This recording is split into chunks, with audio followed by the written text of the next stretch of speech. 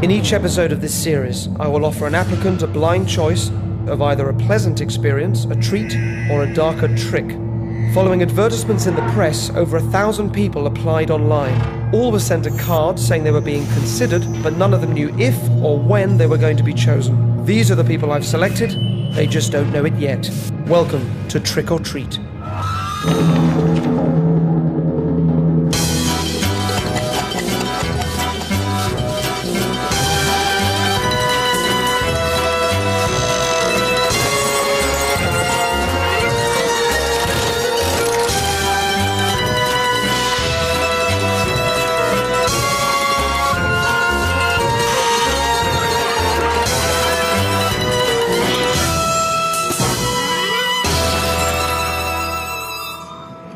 Tonight's participant is David, a 37-year-old single actor originally from Scotland but now living in London. He dislikes moths, likes the Kaiser Chiefs, hates astrology, is probably the greatest stage actor of our generation and is widely known as a Time Lord. As usual, we've left our images around as clues he's about to get involved. David is on his way to a day's filming and has been collected from home and brought to the unit base on location. As ever, his first port of call is the makeup wagon. What he doesn't realise is that we got there first. The makeup artist is in on the act, and as well as installing a number of hidden cameras, we're quietly hiding next door. My hand is resting on the light switch. I got it to Christmas and I've played it every day. Do you think it does make it rain? I think... Oh, hello. Oh, it's been doing this all morning. Hang on a sec. Oh. David. Hi. David, you expressed an interest in coming on the show. Sure. I'd love to use you. Thanks. You may know how the show works. You have a choice of two cards. One says trick. Yeah. One says treat. Yeah. If you pick the one that says treat, it'll be something nice. If you pick the one that says trick, then it won't be. Yeah. You want to play? Sure. Excellent. I need you to sign your contract. Oh, wow. In blood? In pen. This could be anything you're getting to sign. You see Yeah. the trust I'm handing over to you here? Thank you. That's it. We'll fill out the rest for you. Sure. Thank you. Okay.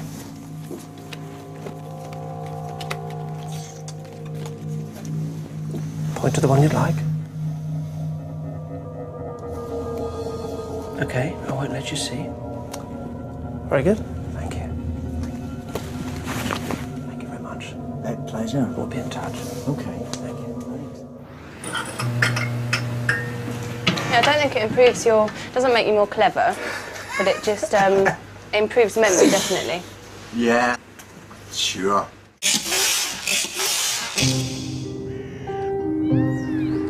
I've invited David to join me at a country house in Hertfordshire where, without using any tardies, I'm going to show him a different way to travel through time and space. So which doctor were you growing up with? Tom Baker and then Peter Davison. I thought it's exactly the same age as me. Yeah. Can I give you that for a second? Hold Yes, in you your can. left hand. Fantastic. Right. I'm assuming then the whole idea of time travel and all of that was an appeal as part of liking Doctor Who. Of course. Yeah. It's the ultimate superpower, isn't it? It is. You picked a treat card. Did I? Yes, you did. You did. Good. So you can breathe a sigh of relief there. And the treat that I'd like to give you Yeah. is an experience of a sort of time travel. I'm going to begin by taking you back to a very specific date Right. and a very specific time, Right. and ask you for things that can be verified. All right? So that's what we're going to do. First of all, thank you very much for coming along and doing this. Look at me now and just sleep. Now you can stand and relax and just let yourself drift down. Genuinely, just with my voice just there in the centre of your head and floating around you, and just genuinely start to relax as you stand. And I'm going to move a chair behind you. I'm going to take your hand, and with your eyes closed, I'll sit you down in that chair right behind you. You keep hold of the envelope. I'm going to put your hand there, and as you relax, as your hand stays right there, that hand doesn't need to come down any more quickly, that it takes you to just drift and sink away at your own rate and speed. And I'd like you to be aware of the envelope that I've given you, and just to keep that hand that's resting on it, continuing to rest on it. And what I'd like you to do for me, David, is to imagine yourself in a hotel corridor with doors on either side of you. And as you just begin to picture that in your mind, you're going to start to move as if you were being pulled backwards, slowly at first, through that corridor. I want you to be aware that this corridor takes you back through time. Now, as you hear my voice, you start to move, but this time you feel there's a real pull. You begin to feel it building like a G-force as you move backwards through that corridor, and those doors just start to whiz past you, and you start to see the 60s go past. You'll even notice a change in the decor of the corridors, and then you realize you're going back through the 50s. You feel it picking up speed, and you really feel that inside of you, pulling you back through the corridor faster and faster. Can't even keep track of the doors now. Difficult to keep track of the years, finding yourself going back through the wartime, through a sense of that period, and then you stop there. As you come to a halt, you look at the sign on the door, you see that it says September the 29th, 1938. Step through the door. Now, you're in a place called Chester Square. It's 1938. I want you to give me a sense of what you're first aware of. There's a road. Mm-hmm. And there's a car that's stopped. There are lots of people. There's been an incident with the car, and anxiety amongst them. So there's a lot of emotion. Mm. Okay. It's a woman. And what happened? The car stopped, and there's a bit of a hullabaloo. Okay. It's about her. It's something she's done or something she represents. And as you look around the square, is there any buildings? It's a church. So there's a very strong emotion coming from this crowd towards this one woman. Mm. Here's what I want you to do. I'd like you to slide from where you are. Find yourself going back through the door. This time you're going to move forwards. And to shoot forward now, coming right up to the present day, and when you get there, you feel yourself waking up.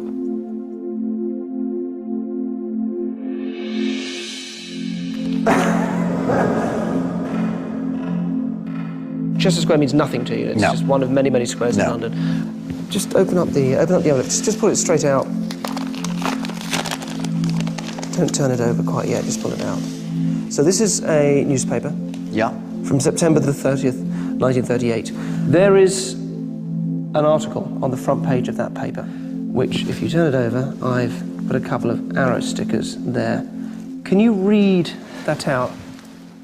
Crowds of women rejoicing at the news from Munich cheered Mrs. Neville Chamberlain for several minutes last night as she left St Michael's Church, Chester Square, London, where the Archbishop of Canterbury had addressed a broadcast service. As Mrs. Chamberlain appeared at one of the doors after the service, a great crowd were waiting to cheer her. By the time her car had arrived, they had grown to several thousands. As she stepped into the car, they surged round her, cheering continuously.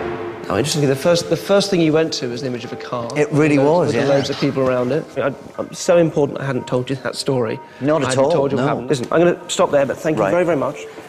That's fantastic, really interesting. Thank you. Okay. Thank you.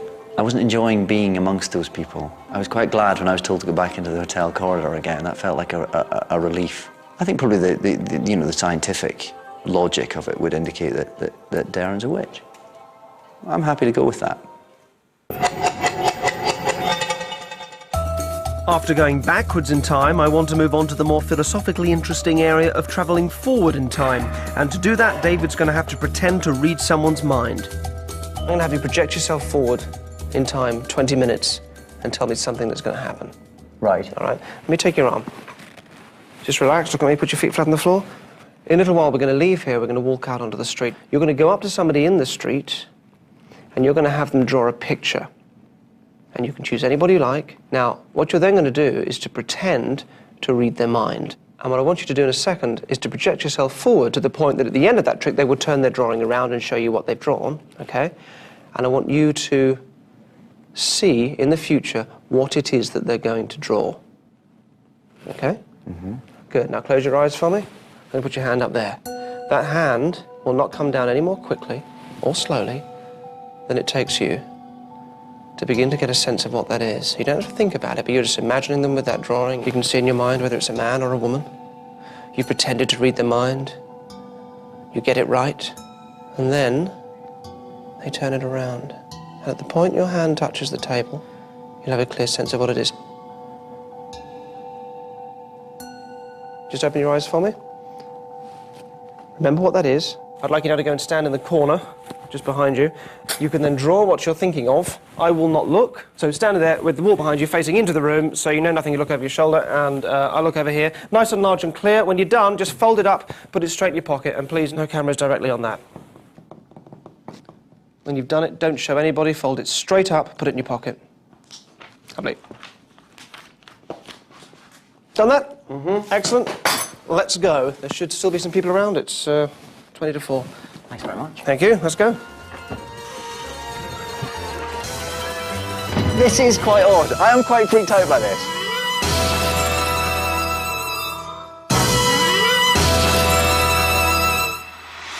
David's now going to act out the mind reading he imagined 20 minutes ago to see if a random member of the public will draw what he foresaw that they would. What sort of person should I be looking for? Entirely up to you. I have a blank canvas. A blank canvas. Let's do it. Maybe down here? Yes. No. No? I'm not feeling a psychic bond. Okay. There's someone. We're not rolling. Are we rolling? Excuse me. You don't have 5 minutes to let me try and read your mind, do you? I'd love you to. Would you? Yeah. Brilliant. I found someone. What's your name? Claire. Claire, I'm David. It's lovely to meet you. This is Derren. Hello, I'm Derren. He's a sort of witch. Don't worry about that. Excellent. Come up here and we'll put a microphone on you and we'll do David's that. going to read your mind. I'm going to stand you there facing David, Okay. and David there facing Claire. Yeah, good. Now, this is very simple. I've been teaching David some of my mind-reading skills, and he is, in a moment, going to read your mind as you focus on a picture or an image or something. Now, I need you to start doing that now. All I'd say is, as you do it, make the image very clear, very bright, very vivid. Try not to change it and mess it around. If you happen to be thinking of like a house or a stick man, change it, think of something else. Now I'm going to ask you to draw this before we do anything. David, you obviously mustn't look at what Claire draws. So just get a pen and paper. Nice and large and clear, please. David, look the other way. And you also, as you can't tell from the sound of the pen or anything. I can't hear anything. You can't even hear anything now. I can, I've got quite good at this. But I've no idea. Okay, I've got Done. it. Just hold the whole thing up against yourself. Right, can David turn back round now? Lovely. Oh, well, you don't dip dirty fingers. Lovely. Okay. Okay, all right, here we go. So, Claire, you're focusing on the image. Now start sending that picture across, and at the same time, in your mind, just scream the name of the thing over and over again. Make that image, Claire, really big and bold and bright. Now, David, as you're doing this, are you getting a sense of animal, vegetable, or mineral? I think it's living. I think it's a living thing. All right. Now, don't say yes or no, but you've given away probably a nice yes then from that. And I think it's a furry animal, like a pet, and it's I think I know what it is. I think it's a cat. No, is it? Can it? Yeah, it is. Clue? This is the worst drawing ever, but it definitely is a cat. That's really good. Well done. Really good. It's appalling. I'm supposed to be an art student. It's not. Claire's a fine arts. Yeah, okay. Yeah. What year? Congratulations. Look, we're going to ask you a few questions about it, so just stay put for a second. Okay. Well done, though. Congratulations. Let's step out. I can't understand possibly at all how he would have been able to grab that from me. Well, it was pretty strange when he said that he thought it was something furry. It was quite difficult for me not to laugh, actually, just because I couldn't believe that he'd actually got it. So this is Claire's drawing, which is quite freaky. Well, I'm just going to show you, because I'm really quite freaked out by this. There's not much to choose between them, really. It's the tail's going the same way, even the sort of slightly devilish, the devil horn ears, which as I drew them, I was thinking, they don't look much like cat ears, but she's done exactly the same thing. But I wasn't expecting it to be quite so bang on.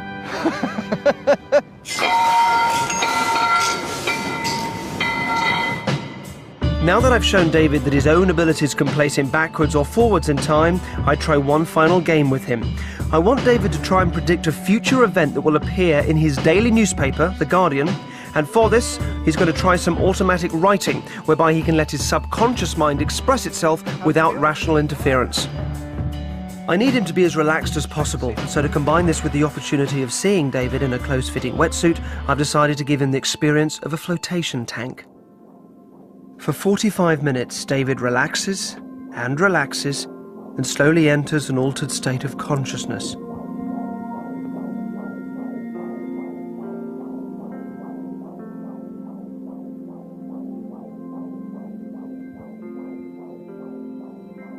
When he seems most receptive, he's gently helped out of the pool, maintaining an optimum trance state in order to write his prediction.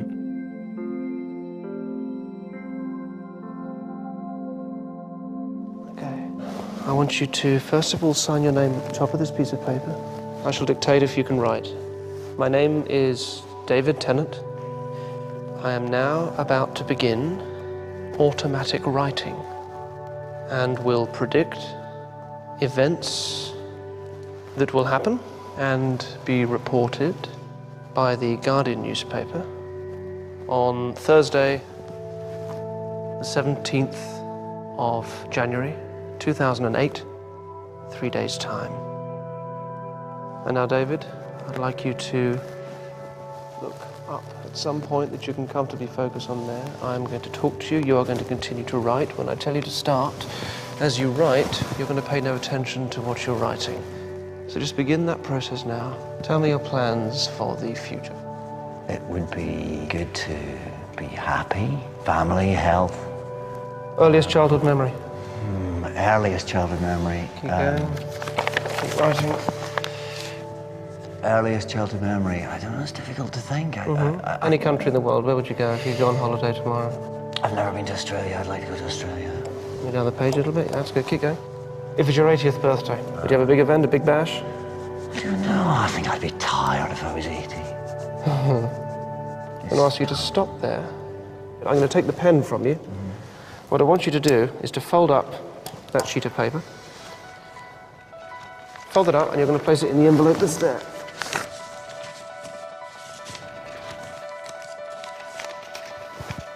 Lovely, and seal that up. Great.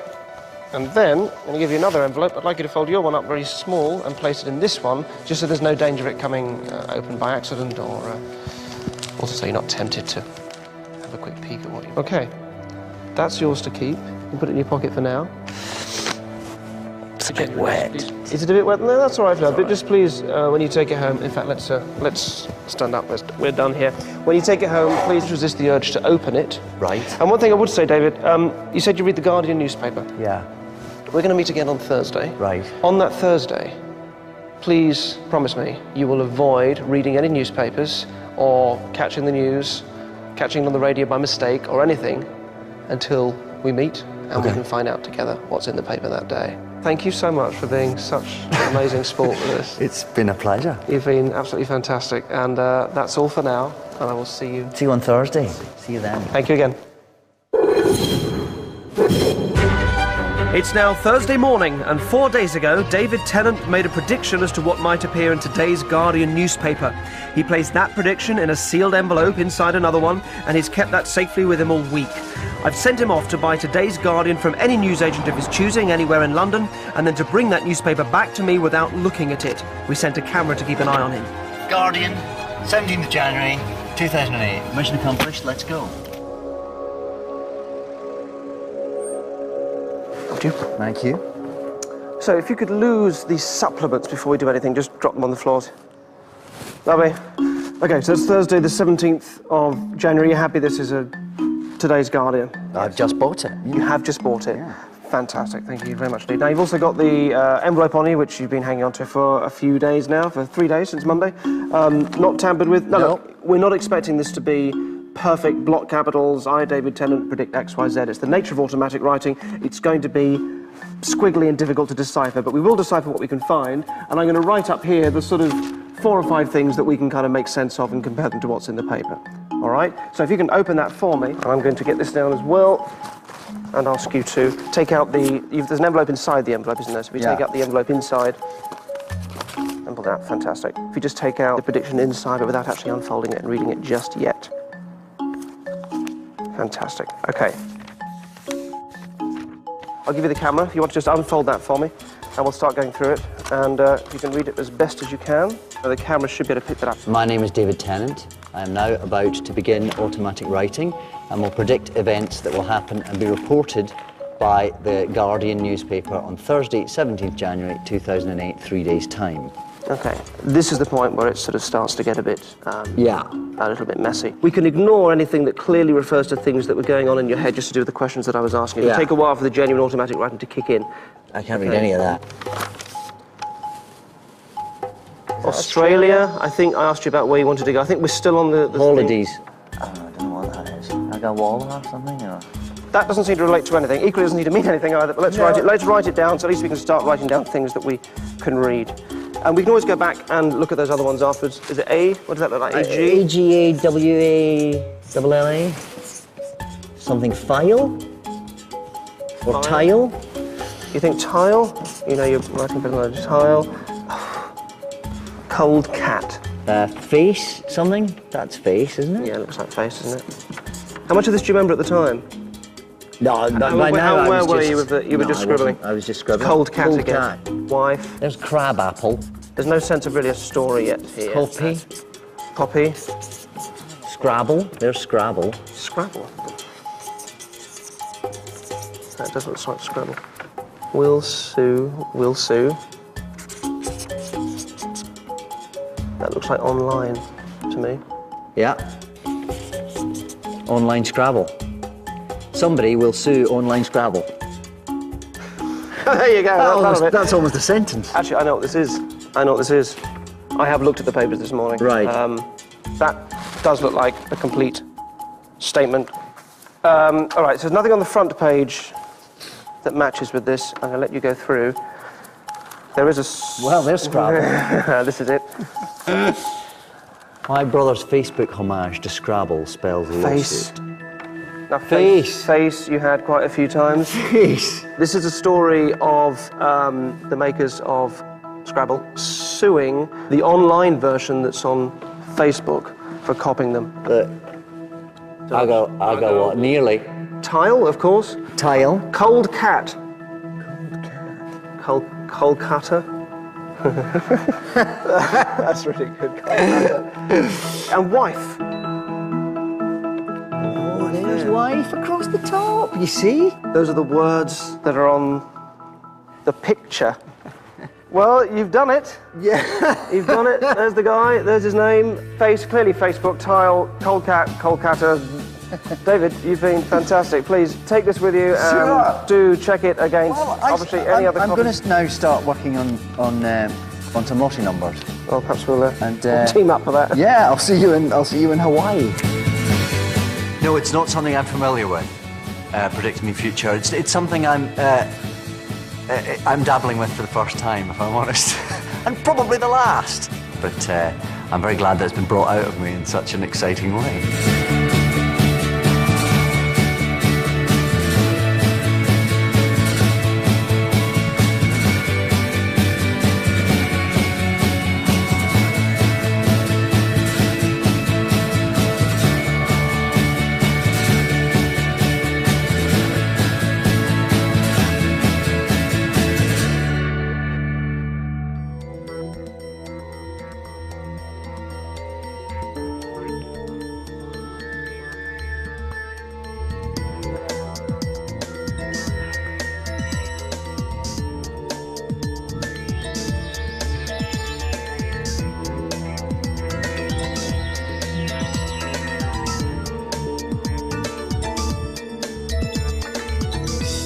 An experiment that will work on most of you. I will try and transmit you the identity of this card. Don't try and guess what it is. Just wait until you get it. Make the colour bright and vivid. See a screen in your mind, and on the screen the little number low down in the corner and up at the top, and the things down the middle, down the centre, the boom, boom, boom, down the middle of the card. Picture it. Have you got it? Say out loud what you think it is.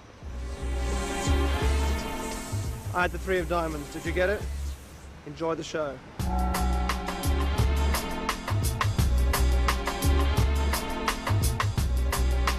People waiting around in train stations tend to slip into a state of limbo, which makes them very suggestible. This is the only time you'll ever see actors in this show. Oh, piss off, you old hag! Piss off! So staging a little incident allows me to impress a commuter with her own abilities. Excuse me, can I just ask you a few questions about what you just saw? We're filming a piece about short-term memory. Would you stand up for a second for me? Now, that whole argument that you just saw was actually staged for the purposes of this experiment. And the chap that had the argument with the woman, this is his wallet. Can you hold on to that for me? Both hands, nice and tightly. Can you tell me about what you remember? Tall man, baseball cap, dark jacket. Think dark hair. Yeah. Not sure. Okay, do you remember any details about the guy apart from that? No. No. Okay, No. all right. I want to show you how, in fact, you have all those memories, those details stored in your unconscious. I'll ask you some more questions. Don't try and answer accurately. Just answer with whatever comes to mind. All right? Don't even try and remember. Close your eyes for me. And I'm also going to place my hand over your eyes for a second, just there. Now just relax and go with me. Don't even try and remember, but I want you to tell me a little bit more about the details. He's wearing a cap. Tell me about the cap. Dark blue. Okay. Something on the front. Something on the front. All right. Tell me what you see on the front. Zoom in on it. See it clearly. What's on the front of the cap? NY, New York. Very good. What's the jacket made of? You said a dark jacket. Leather. I want you to zoom in a little bit on his top pocket. On his top pocket. What do you see? A ticket. A ticket. What else? A pen. Fantastic. What colour's the pen? Zoom right in on it. Silver and black. Fantastic. What's he wearing underneath the jacket? Sweatshirt. Sweatshirt. What colour's the sweatshirt? Grey. Very good. Now, is there a detail on the sweatshirt that you can remember? Italian flag. Italia. Hold on. Open your eyes. Look at me. Let me tell you, everything that you've said so far has been pretty much absolutely on the nose. I don't know how you're doing this, but it just has been. Now, I'm going to ask you to do something which will seem impossible. I want you to tell me the man's name. Now, don't try and guess it. You're just going to say what comes to mind, and we're going to start just with a letter for the Christian name. A letter will just explode into your mind. What letter comes to mind for the Christian name? What comes to mind now? P. P. Very good. So what might it be beginning with P? Peter. Peter. All right, so it's just a guess, but that's fine. Now, the surname. We're going to get a letter for the surname. Imagine the surname written on a page in a book, all right? Just the surname and just the letter that begins the surname. What comes to mind now? Say it. Oh. Very good. And is it a long name or a short name, do you think? Short. Short name. One syllable, two syllables? One What is it? syllable. Say it now. Read. Read. Where's that coming from? Just, Don't know. You're just making it up. It's read. Just read, but you're just making this up. You don't know why, no reason, right? Let me tell you, this is going to freak you out. You've got his wallet in your hand. Open it up. I don't want to touch it. It's his driving license. Do you want to just take that out? No. You're right. You're shaking. Have a look at it. What does it say? Here's read. Here's Reed. That was very, very close. I didn't You're see really him shaking. that I can feel it. close. I'm sure I didn't see him that close. He asked me to shut my eyes and just go down, and it was strange. I could see things that I didn't know I'd seen. It was like I was seeing it for the first time, like I'd honed in on it. I really don't know how I got that name. That's freaked me a little bit, because how do I know his name? I don't know his name. I'm shaking. I can't believe that has happened.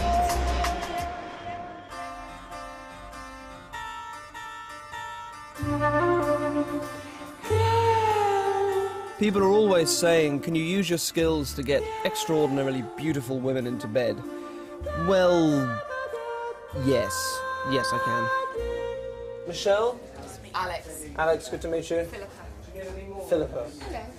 Hello. Can I just say, because we've been looking at a lot of very beautiful women tonight with the models and everything, but can I just say, and I mean this, and if this sounds cheesy, I apologise, but I just think you three are really lovely. You are so cheesy. No, this isn't cheesy. No, this So isn't cheesy. This isn't cheesy, because there's a lot of beautiful people out there, but you've just got like a glow or a presence or something about you. Okay, that is a really cheesy chat about. Would that work for you for even an instant? Not in the No, no, not in the instant. All right, can I? Would it work for you?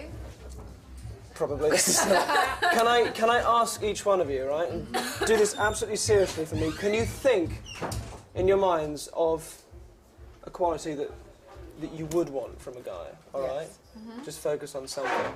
And Philippa, if you would in particular think of a line, like a chat-up line, maybe one that's worked for you in the past, or one that might work for you, that if some guy came up and said this, you'd be like, yeah, okay, I'll let this guy buy me a drink, or yeah, I'll crawl around on all fours and bark like a dog, if that's what you really want. It doesn't take a lot. No.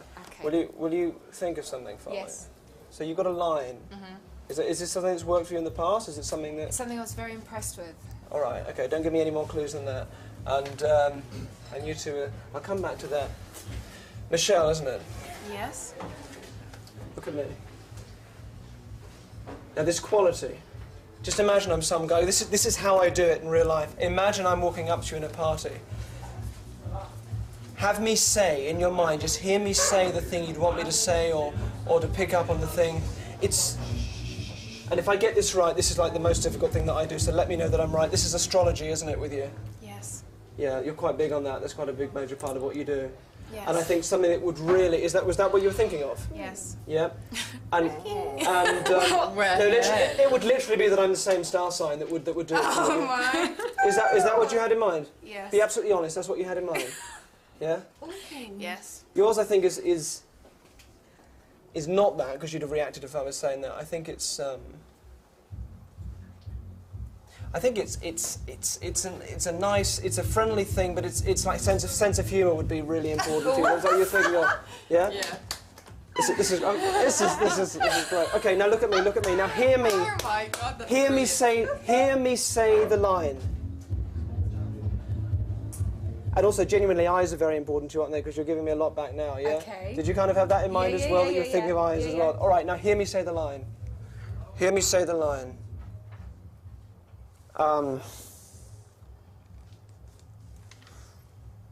Hear me say the line. Okay, this is something that a guy said to you quite a while back. It's not going to be about your appearance. It's not going to be anything like that, because you're very cynical about that. It is. My friends say I'd be really good for you. Oh.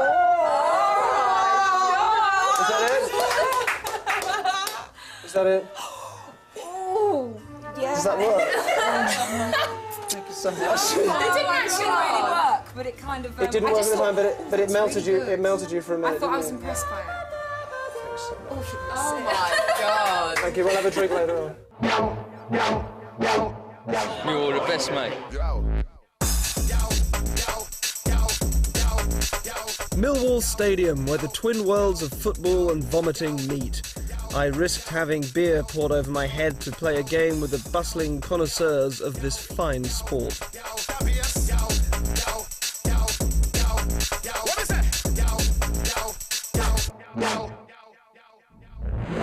Excuse me, mate. What's your name? Tim. Right, we're going to play. You do the game paper, scissors, stone. When you go 1, 2, 3, and then you do something. All right. We'll play a few rounds of that. I'm very good at this. Okay. All right. We'll do 3 rounds and I'll win, and then you can decide whether I'm going to win or lose or draw. All right. Ready? Okay. Get ready.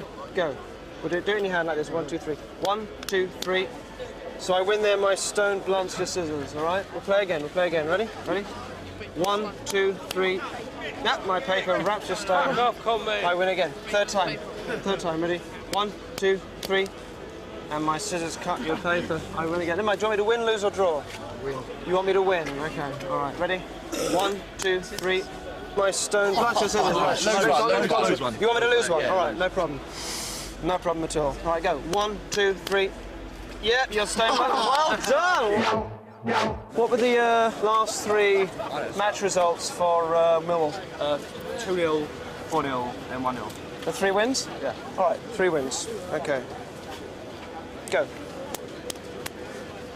I cut your paper again. I blunt your scissors. Last one. I wrap your sign. Right. Now you might think that I'm seeing what it's coming up with and then coming in quarter of a second later. So I'll do it again, but I'll look the other way, so I won't be able to see what it's doing. All right. Win, lose, or draw. Win. You want me to win for the last one, but I'm going to look the other way. All right. Ready? 1, 2, 3. Excellent. Well done, mate. What do you think of that, Gov? Sorry? What do you think of that? Amazing. He's brilliant. If he's got power to do that, I suppose it's a bit freaky, isn't it? Win, lose, or draw? Draw. We need a draw. Okay, here we go. Watch. I can't see him. 1, 2, 3. Fantastic. Well done. It's all to do with the mind, isn't it? Quite amazing. Amazing. Anthony, I'm Derren. Come over here. Come meet the crew. After the break, I'll teach you the psychological techniques of pickpocketing. It's so quick. You don't notice it going at all. I'll be providing some after-dinner entertainment. How do you do that? That's freaky. And I'll be unveiling one of my paintings at an art exhibition. You, Steve, are going to tell me what the painting is. You just won't know how you know.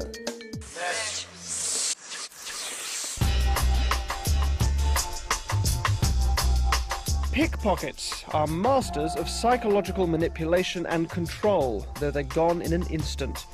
I employed some more sustained techniques to see how boldly I could fleece someone whilst being as charming as possible. Can I borrow you for 2 seconds? We're just doing some filming about train stations. Is that all right? What's your name? Anthony. Anthony, I'm Derren. Come over here. Come meet the crew. Sorry, you say Anthony? Yeah. All right, I'm Derren. Good to meet you. Let me just show you exactly what we're doing.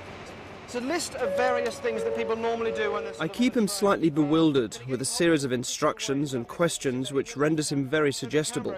I use a kind of tactile misdirection. I attract his attention to one wrist by holding him there quite firmly, while I remove his watch from the other. Would you bring your own book, or would that be... I get the metro, bring my own book sometimes. Great. Now, are you actually catching a train today, or are you just meeting somebody?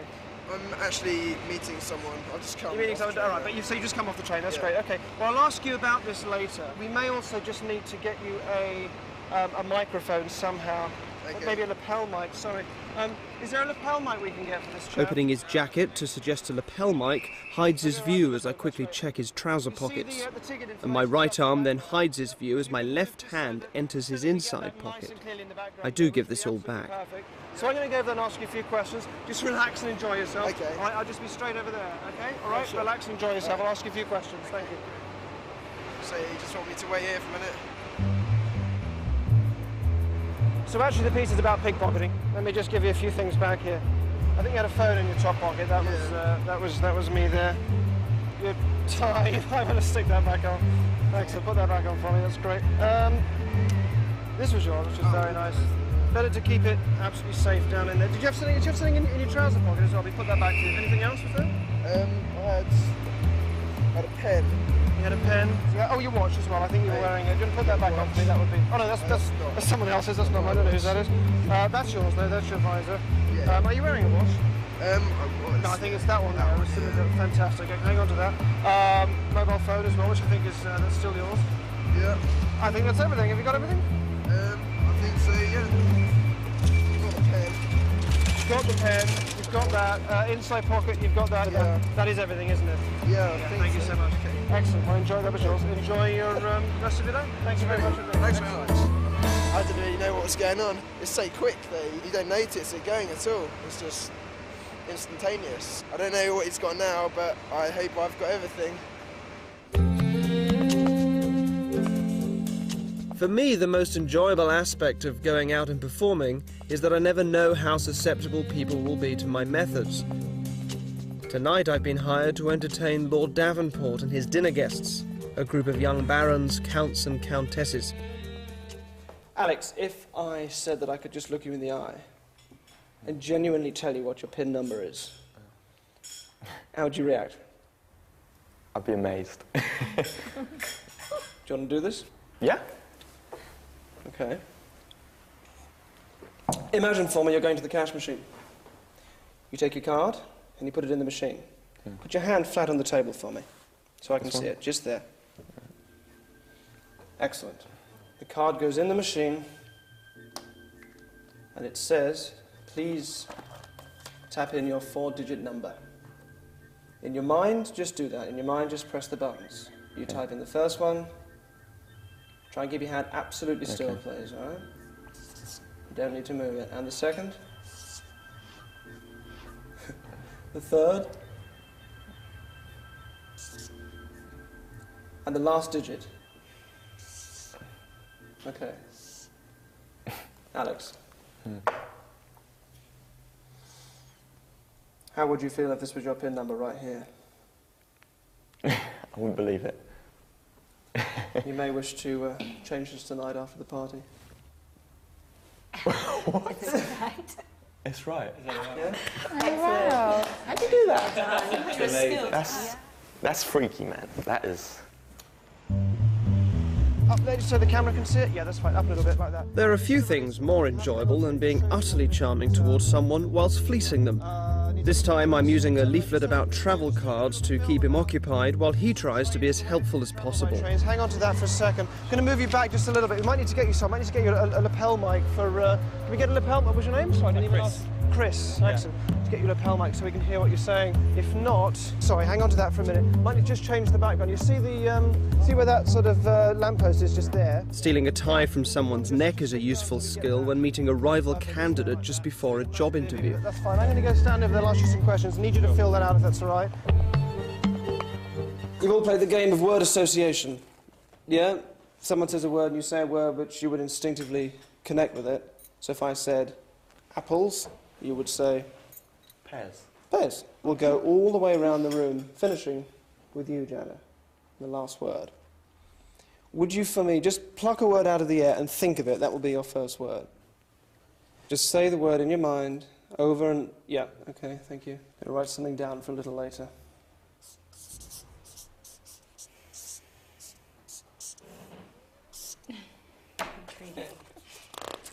No peeking.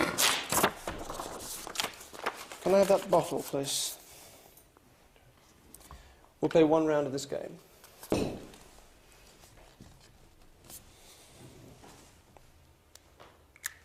Beginning with you. Alex, what was your word? Banana. Banana. Apple. Gold. Star. Bright. Black. Again? Black. Black. Thank you so much. Enjoy the rest of your evening. Until I've gone. Night. I suppose we should check that now. Oh. Wow. When you opened it up and it said black, I was kind of like, that was the word I said. Reading people's minds. Can you imagine that? Was that yours as well? Was that your wallet? What was that? That was on the inside here. Oh, okay, but then It's a difficult thing to practice. I worked on a tailor's dummy before trying it with real people. The skill itself is a physical version of what salesmen and advertisers do to us all, keeping us distracted, bewildering us with information, quietly taking our money. Again, hang on to that. And there's your other wallet and a sweet wrappers. I think is that everything? You have something in your top pocket, or is that everything? That's everything, isn't it? I think more or less, yeah. Okay, you've got everything. Thank you so much for your help. Oh no, wait, that's yours as well. Put your wallet back again. And then you've got your tie. You've got your watch back. You're right. Yeah. It's silly to sign this. Yeah. Thanks very much. My bag, though. That's everything. Thank you so much for your help. Yeah, you want to put that back on. That's everything, isn't it? Excellent. Okay. Thank you. That's yours.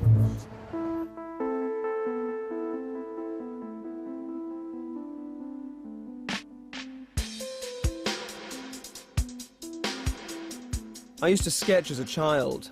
Now when I'm not performing, I paint bizarre portraits of people. And I'm creating one here for a final experiment, certainly the most difficult thing I've attempted. We went to a preview in an art gallery. It's very exciting to be here amongst a group of some of Britain's foremost young artists. I'm going to use this to generate a random member from the audience. Here's what I'm going to do. I will throw this over my shoulder. Whoever catches it, you throw it again over your shoulder. Whoever catches it that time, you throw it one more time. This gets thrown 3 times. Somebody get ready to catch. Here we go. Throw it again. Throw it again. Somebody pick it up. Throw it again. One more time into the audience. Somebody catch it. You're our guy. What's your name? Steve. Steve, give me a beer. Hold that. Come through here with me. This painting has been covered throughout the whole party. No one knows what it is. Now, I've been obsessive about this. Not even our film crew know what this painting is. But you, Steve, are going to tell me what the painting is. You just won't know how you know. All right? Now, listen very carefully. All I'm going to tell you is that it's a painting of a celebrity, a famous person. It's a caricature portrait that I painted myself. Now listen very carefully. I'm not going to tell you if that person is dead or alive, not even whether they're male or female, all right? What I want you to do now is just to get a name in your head, to think of a name now. Okay, don't say what it is, but tell me if you've got one. Have you got one? Yeah. Sure? Sure. Okay. Now, for the record, all right, that free choice you just made in your head was a free choice you just made then, right? You weren't asked earlier on to pre-decide on a name or write anything down or make any decisions earlier on, true? True, definitely. All right. Nobody here could know the name you're thinking of right now. You might. How would I know? You're a mind reader. Absolutely. But there's really no way I could know, is there? Seriously. No. No, okay, and genuinely there isn't. There is no way I can tell you what you're thinking of right now because it doesn't work like that, all right? But what I can do is plant an idea in your mind, and then I should be able to see when you pick up on the idea that I'm giving you. Okay. All right? You won't be aware of it consciously. Put your hands by your sides and just go with this, all right? The name you're thinking of now is not it. I want you to change your mind and think of another name. You got one? Yeah. All right. Keep your eyes open as you do this, otherwise I can't do it. That's not it either. Change your mind. Think of someone else. Look at me. Think of someone else. Yeah. Say it in your mind over and over again. Say the name. Say it to me in your mind. Change your mind again. That's not it. Got one? Yeah. That's it. Whatever you've got in your head, that's the one we're going to go with. All right? Yeah. Now tell me So for the say first time who it is you're thinking of, clearly. Orson Welles. You're thinking of Orson Welles. Are you Yeah. sure? Yeah. Will you take just a step forward? Take hold of that there. Ladies and gentlemen, I give you Orson Welles. Thank you very much indeed. I was thinking of Woody Allen. Then suddenly I decided to confuse him, went for Orson Welles. And that's who it was. It was freaky. Unbelievable. You just read our minds. I haven't got a pen. Or do I? I'm not sure. I don't think this guy's human, you know. He's from another planet, I reckon. Very, very bizarre. I don't think it could be a trick, really. I believe he popped right in there and got that in his head. I quite fancy it.